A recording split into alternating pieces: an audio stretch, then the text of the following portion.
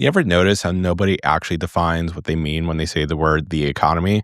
We talk about it like it's some big idea in the sky, but it's really not. Here's the real truth. Money has to move through people's hands. Otherwise, people will suffer and some will even die. And once you understand how it works and see it in action, you can't unsee it. When I say the economy, I'm not talking about the stock market or Wall Street or things like gross domestic product. I am really talking about you and I, the decisions that we make every single day. Do I buy this? Do I save for that? Do I get my car fixed now? Do I wait until I have more money in order to get it fixed down the road? Do I buy food out from a restaurant or do I cook in tonight? And then money is just a tool that we have at our disposal to be able to turn those decisions into reality without having to trade our laptop for groceries that week. That's all the economy is. It's a giant web of human decisions all connected together through money. And here's how it works. You work at a job, you get paid.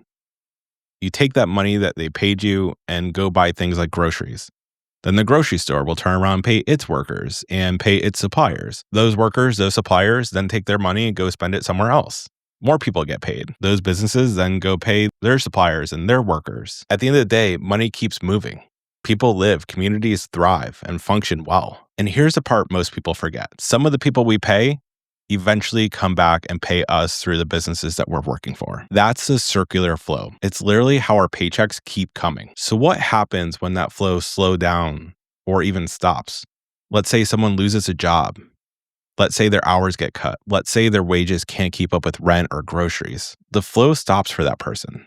When the flow stops, people fall out of the system. Not because they're lazy, not because they're irresponsible, not because they made bad choices, just because the flow of money stopped for them. And when it dries up for enough people, you start seeing things like homelessness, hunger, despair.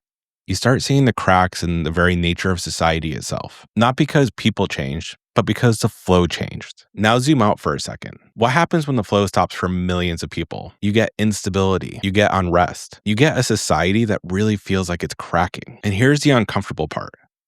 There are people and businesses currently operating in our economy that are trying to redirect the flow of money, trying to hoard it more for fewer people, trying to dam it all up in different ways. And that's because if you follow the flow of money for long enough, you'll start to recognize that not everyone participates in this circular flow in the same way. Some people depend on the flow to continue to actually survive, while others are so far above economically speaking that it barely touches them. Here's the simplest way to understand the difference. People like us, the working class, people who have to earn a paycheck in order to earn a living. We live in the consumer or circular economy. We spend most of what we earn. Our spending keeps the flow alive. But the billionaire class, they don't live in that same economy. They spend just a tiny fraction of what they actually have. And most of their money actually goes into assets designed to extract value. Stocks, equity stakes, financial instruments. We participate in the flow every day. They typically sit above it. And that difference matters because one group keeps the system alive and well and strong, and the other just doesn't rely on it in the same way that we do. Every time you get paid, every time you spend money somewhere, every time you pay a bill, you're keeping that circular flow very alive and well for other people. You're in the circulation system. And when that flow gets blocked, we feel it first. Our families feel it first. Our communities feel it first. This isn't abstract. It's really about survival. And if you think this matters now, wait until you see what AI is about to do to this flow. Because AI isn't just changing jobs. It's changing who captures value. And if we're not careful, AI could accelerate the damming of this flow faster than anything we've ever seen. That's the next video. But before we get to that next video, and I hope you'll join me for it, I want us all to take just 1 week of your time and look around at the world that you're operating in this sort of circular economy flow. Where is the money actually flowing? Where is it actually getting blocked? Who's doing the blocking and who's paying the price? Drop your observations down in the comments below and let's start to map this out together. And if you like what you saw here, please also throw a comment below and subscribe to this channel. Thanks.